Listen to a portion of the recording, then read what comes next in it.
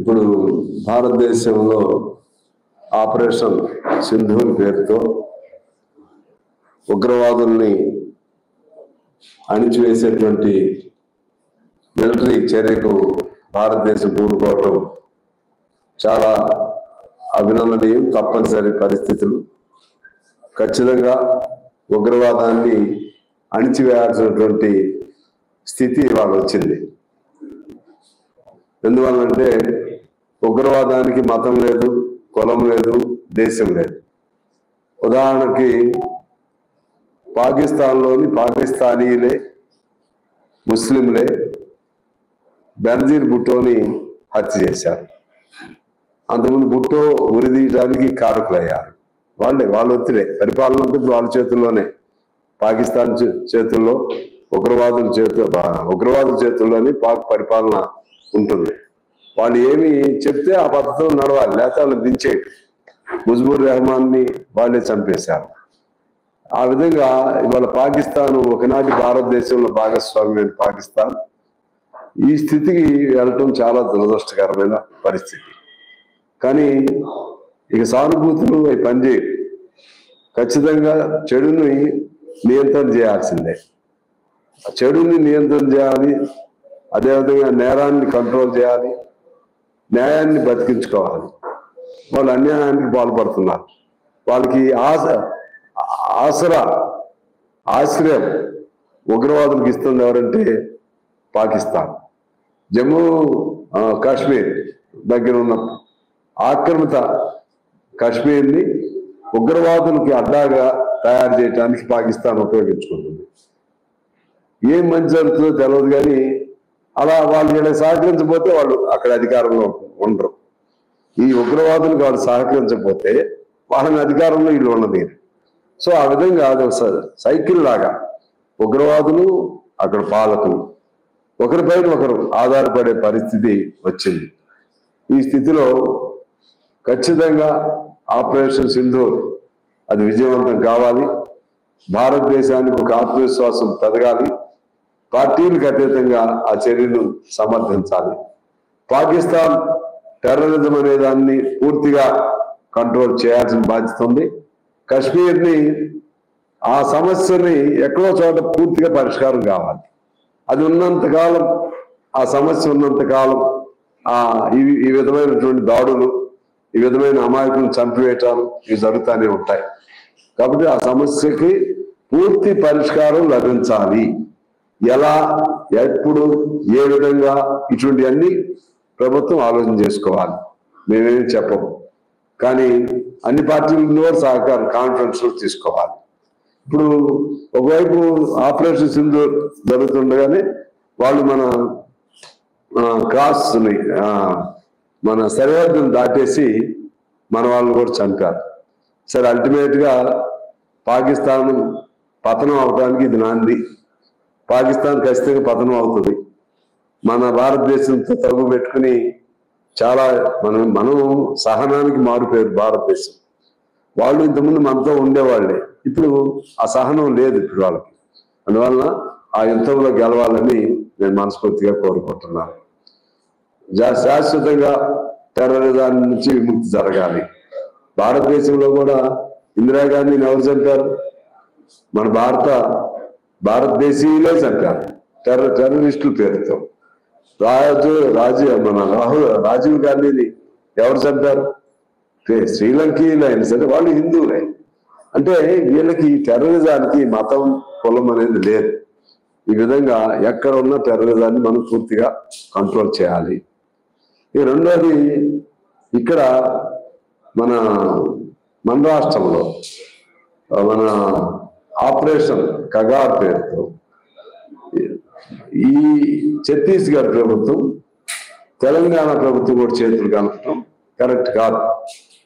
Operation వాళ్ళు మేము చర్చ వస్తాము, మమ్మల్ని పిలవండి అంటే వీళ్ళు ఆ మంత్రులు ఏ మంత్రుల్లో నాకు తెలవదు, స్థాయి లేని మంత్రుల్లాగా ఉన్నారు. మేము చర్చలు పిలవము, మిమ్మల్ని చంపేస్తాం, నల్లతో లొంగిపోండి. ఈ భాష ఏం భాష అండి? ఇదేం భాష ఇది? అసలు ఏం పద్ధతి, ఏం పాలకులు వీళ్ళు? వాళ్ళు ఇప్పుడు అక్కడన్నా ఉగ్రవాదులు అన్నావు, ఓకే, మీకు పర్మిషన్ ఉంది. ఈ దేశంలో వాళ్ళు కదా, ఈ దేశ చట్టాలు ఉన్నాయి కదా. నువ్వు సాక్షాత్ నేను మంత్రిని అయితే నాకు అర్థం లేదా స్టేట్మెంట్లు ఇస్తారా? వాళ్ళు మనుషులు కారా? వాళ్ళు తప్పు చేస్తే ఖచ్చితంగా మేము ఖండిస్తాం. మావోయిస్టులు చేసినా ఎవరు చేసినా. ఆ పేరుతో ఇవాళ కూడా 22 మందిని కరిగుట్టలో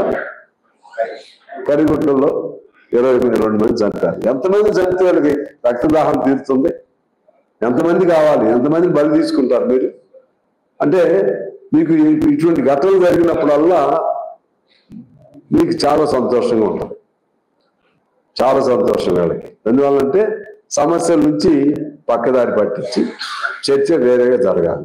మేము స్పష్టంగా డిమాండ్ చేస్తున్నాం, మావోయిస్టులు వాళ్ళేమో తప్పు చేస్తే చట్ట ప్రకారం శిక్షించండి. కానీ ఆపరేషన్ కగారు, ఆపరేషన్ సింధూర్ అంటే నువ్వు welcome that. Operation Kagar we strongly oppose that. Operation Kagar అట్లా ఎంతమంది చంపుతారు? మాట్లాడే విధానం కూడా తెలదా? మీరు మంత్రులు అయితే శాశ్వతంగా అధికారంలో ఉంటారా? శాశ్వతంగా అధికారంలో ఉండరు కదా. అంటే బలహీనుల మీద ప్రభుత్వం కానీ వెళ్ళి దాడులు చేస్తూ నువ్వు ఒకరి మీద పడి దాడి చేస్తూ మేము పెద్ద హీరోలు అనుకుంటే ఎట్లా? నీ హీరోయిజం అట్లా పనికిరా. అది మేము పూర్తి స్థాయిలో ఖండిస్తా ఉన్నాం. అలాగే ఇప్పుడు నిన్న ఆర్టీసీ కార్మికుల సమస్యల పైన మేము ప్రభుత్వంతో చర్చించాం. దానికి ఒక పరిష్కారం కావాలని చెప్పి ఖచ్చితంగా సానుకూలంగా చేస్తామని చెప్పారు. మేమేమంటున్నామంటే వాళ్ళకి యూనియన్లు నడుపుకునే హక్కు ఇవ్వమని అడుగుతున్నాం. ముందు యూనియన్లు నడుపుకునే హక్కు ఇవ్వకుండా ఉంటే ఆ ప్రభుత్వం లాగానే ఈ ప్రభుత్వం అయింది. మేము స్పష్టం చేస్తున్నాం. అది ఫస్ట్ యూనియన్లు బ్రిటిష్ కాలం నుంచి ఉంది. చట్టాలు బ్రిటిష్ కాలం చట్టాలే యూనియన్లు నడుపుకునే హక్కు ఇచ్చారు. కేసీఆర్ రద్దు చేశాడు. ఇవాళ పెద్ద పెద్ద మాటలు చెబుతున్నారు. ఆర్టీసీకి ఆ కర్మ ఎందుకు పట్టింది? కేసీఆర్ వాళ్ళనే. ఇవాళ వచ్చి చాలా మాటలు చెప్తున్నారు. అందుకని యూనియన్లని తిరిగి పునరుద్ధరణ చేయాలని అడిగాం. అలాగే అంతకుముందు చెప్పినట్టు విలీనం చేయాలని అడిగాం. ఆ విలీనము, పునరుద్ధరణ, ఇతర ఆర్థిక సమస్యలు అవన్నీ సానుకూలంగానే ఉన్నాయి. ఈ 2 అంశాల పైన ముఖ్యమంత్రి గారితో మాట్లాడిన తర్వాత దాన్ని పరిష్కారం చేసుకుందామని అనుకుని మేము కూడా సానుకూలంగానే స్పందించాం. మంత్రి గారు కూడా సానుకూలంగా స్పందించారు. మళ్ళా ముఖ్యమంత్రి గారి దగ్గరికి వెళ్తే ఆ సమస్యకి ఒక పరిష్కారం. ఈ 2వ అంశం, నిన్న రేవంత్ రెడ్డి గారు ఆయన ఆవేదనతోనూ, ఆవేశంతోనూ, ఆందోళనతోనూ ఒక ప్రకటన చేశాడు. ఉద్యోగ సంఘాలు మేము సమ్మెకి వెళ్తామన్నప్పుడు దాన్ని నేను రేవంత్ రెడ్డి గారికి ఇచ్చే సలహా ఏంటంటే, నీకు బాధ ఉన్నది వాస్తవమే, నాకు కూడా కొన్ని పరిస్థితులు చూస్తున్నాను. ఈ బాధకి కారణమైనటువంటి వాళ్ళు ఎవరో వాళ్ళని అర్థమయ్యేట్టుగా ప్రజలకు చెప్పు. మీరు అధికారంలోకి వచ్చేటప్పటికే 60 నుంచి 70 వేల కోట్లు బకాయిలు ఉన్నారు. అప్పు కాదు, బకాయిలు. మీరు అధికారంలోకి వచ్చేటప్పుడే 1వ తారీఖు వీళ్ళు జీతాలు ఇవ్వని పరిస్థితి ఉంది బీఆర్ఎస్ వాళ్ళు. మీరు అధికారంలోకి వచ్చేటప్పటికే ఈ అవుట్ సోర్సింగ్ కాంట్రాక్ట్ కార్మికులు వాళ్ళకి పంచాయతీలు, మున్సిపాలిటీల్లో 5 నెలల నుంచి 6 నెలలు జీతాలు ఇవ్వని పరిస్థితి ఉంది. బీఆర్ఎస్ కూడా అనేక హామీలు, ఒక్క హామీ కూడా నెరవేర్చలేదు. ఆ మేరకు మీరు కొద్దిగా గొప్ప చేస్తున్నారు. అది చెప్పండి, అది వివరంగా చెప్పండి. ఇవాళ బీఆర్ఎస్ వాళ్ళు సందు దొరికిందే చాలని ఎవరికి పరిపాలన చేత కాదు. మీరేమో లోపల దాచుకుని తెలివిగా మొత్తం వచ్చేవాడి మీద బురద చల్లి ఆ ఊబి సుడిగుండం తయారు చేసి అందులో పడిన కొట్టుకోమని మీరు హాయిగా వెళ్ళిపోయారు. మీరు ఇప్పుడు ఒడ్డున ఉన్నారు. ఒడ్డు నుండి పరిపాలన చేత కాదు. మీకు చేతనైతే జీతాలు ఎందుకు ఇవ్వలేదు 1వ తారీఖున? నేను స్పష్టంగా అడుగుతున్నాను. ఎందువల్లంటే బీఆర్ఎస్ మేము ప్రతిపక్షమే, కానీ మీరు చేసిన తప్పులను కూడా మేము మాట్లాడాలి. రేవంత్ గారికి సలహా ఇస్తున్నాం, ఇటువంటి దాన్ని ఎలా బయటపడాలి? మీరు ఉన్నది వాస్తవం. డబ్బులు ఇయ్యి, అసలు డబ్బులు ఏదంటే 3 లక్షల కోట్లు బడ్జెట్ వచ్చిందిగా అంట. అది తెలివితేటలు ఉండాలి. 3 లక్షల కోట్ల బడ్జెట్ వేరు, చేతిలో డబ్బులు ఉండటం వేరు. అప్పులు వేరు, ఆ బడ్జెట్ ప్రవేశపెట్టడం వేరు. బకాయిలు వేరు, బడ్జెట్ ప్రవేశపెట్టడం వేరు. అంటే ఆ బడ్జెట్ ప్రవేశపెట్టడం అంటే ఏంటది? పెట్టుబడి వ్యయం ఇటువంటి అన్ని కలిపి బడ్జెట్ పెడతారు. లేదనుకుంటే ఆ డబ్బులు దానికి బడ్జెట్ పెట్టకపోతే ఈ సెలవు తీర్చవచ్చు. సంక్షేమం చేయాలి, అక్కడ అది చేయాలి. ఇవన్నీ ఈ బాకీలు ఇట్లా ఉన్నాయి. అందువలన దానికి దీనికి పొంతం లేకుండా ఇంత పెరిగింది. మా కేసీఆర్ ఉన్నప్పుడు ఎంత ఉండేది, ఇప్పుడు ఆదాయం ఎంత పెరిగింది. మరి పెరిగితే ఎందుకు మీరు అప్పులు చేశారని నేను అడుగుతున్నా.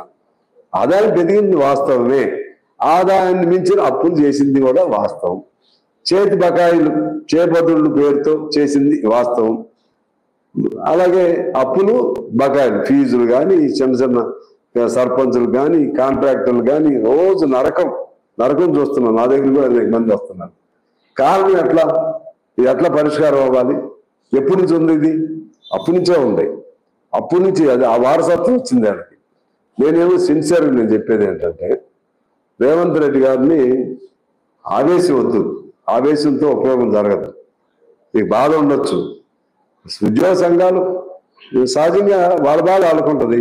ఉద్యోగ సంఘాలు సమ్మె చేస్తూ ఉంటారు. మేము ఆర్టీసీ మేము కూడా సమ్మె పిలిపించాం కదా. సమ్మె చేస్తా ఉన్నప్పుడు పిలిచి చర్చించండి, ఉద్యోగ సంఘాలని కూర్చోబెట్టుకోండి పక్కన. వాళ్ళు అడిగేది ఏమిటి వినండి, నన్ను మమ్మల్ని పిలిచినట్లుగా. మంచిగా ఇప్పుడు కమిటీ వేశారు, సంతోషం. ఆ విధంగా వాళ్ళని పరిగణలో తీసుకోండి. పరిగణలో తీసుకుని వాళ్ళు చెప్పేవి కూడా విని వాళ్ళకి మీ బాధలు కూడా చెప్పండి. మీ ఒకవేళ అప్పుడు కానీ బాధలు చెప్పి అసలు పరిష్కారం చేయకుంటే కూడా కుదరదు. సపోజ్ బకాయిలు ఉన్నాయి, బకాయిలు కొద్దిగా ఇవ్వండి. ఒక రిలీఫ్. ఇప్పుడు కాలేజీలు ఉన్నాయి, వాళ్ళకి సపోజ్ ఒక 50 కోట్లు రావాలి ఒక కాలేజీకి పిల్లలది ఫీజు రియంబర్స్మెంట్. కానీ 5 కోట్లు మరి ₹1 కోటి అందరికి అట్లా ఇవి కొద్దిగా ఏది అంటారే, ఎండాకాలం ఎడారిలో ఉండేవాడికి గుక్కెడు నీళ్లు దొరికినట్టుగా ఉంటుంది. అది ఆ విధంగా జాగ్రత్తగా చేసుకోవాల్సిన అవసరం ఉంది. ఇప్పుడు కూడా బీఆర్ఎస్ వర్సెస్ కాంగ్రెస్ పోల్చుకుంటే, బీఆర్ఎస్ వర్సెస్ మన ఫ్రెండ్లీ పార్టీ అనేది కాదు. ఆ ఫ్రెండ్లీ పార్టీ అంటే వాళ్ళ సపోర్ట్ అనేది కాదు. సపోర్ట్ ఉన్నప్పుడు ఉంటుంది, అంశాలు వచ్చినప్పుడు ఫైట్ చేస్తాం. ఈ పాపాలన్నిటికీ మూల కారణం బీఆర్ఎస్.